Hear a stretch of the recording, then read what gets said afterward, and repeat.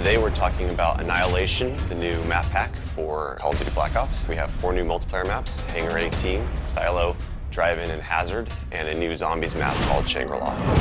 Hangar 18 is based in the highly controversial Area 51, and it has a lot of Easter eggs that play up the conspiracy theory aspect. Hangar 18 is a medium-sized map. It has a pretty classic multiplayer gameplay structure. All the paths lead through and around the hangar. It kind of caters for all game types. You've got your close quarters going through the hangar. You've also got some sniper points as well. Strategically, you want to hold down the hangar.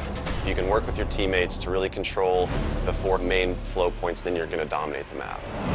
Silo is based on a Russian underground nuclear missile silo construction site. It's probably one of the largest maps in the entire game. Silo favors players who take their time because there's a lot of flank routes and a lot of interconnecting paths. So players who are smart and use decoys and pay attention to the mini-map are going to be more successful. You can't really stick around in one place for too long because you're going to get shot from multiple angles. You really need to learn how to play the map, how the paths flow, and you need to stay on the move. Nuketown was a really hugely successful and popular map with Black Ops, and we wanted to do another map in the DLC that kind of emulates that style of gameplay. Drive-In's a fairly small map, but it does have a variation of battles. You've got the wide open area in the middle, the actual Drive-In itself, but then you do have close quarter battles down the side. So Hazard was inspired by one of our World at War maps called Cliffside, but it's a complete reimagining of it.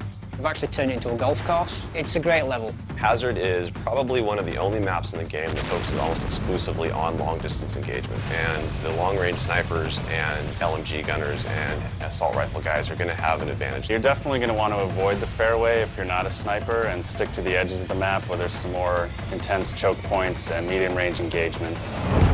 The story in Shangri-La is shrouded in mystery. I love to leave it up to the fans to derive their own ideas from it and also discover the facts that we put in there. I hope they really get the sense that we've taken this to just a whole nother level with the new weapons, the new environment, the new ways of getting around the map and things like that. There's a lot of holding areas, escape hatches, and things that let you get out at the last minute, which is a contrast to Call of the Dead, where it was a very wide open map. This is a much tighter map. Don't hold out too long. If things look like they're getting rough, get out of there.